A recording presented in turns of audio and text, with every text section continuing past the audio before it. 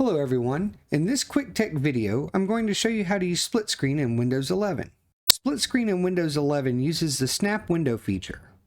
By default, this is turned on, although I need to verify this by following a few simple steps. By pressing the Windows logo plus the I key, it brings up the settings.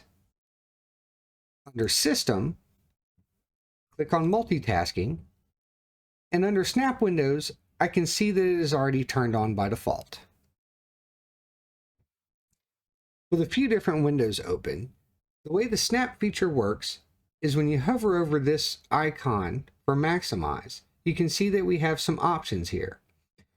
This is the snap split screen functionality of Windows 11.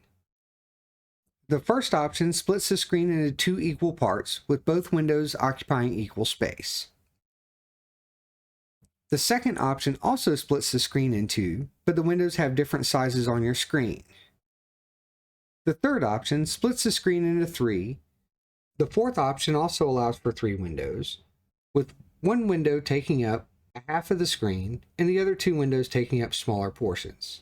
As an example, I'm going to take this window and move it to the upper left corner.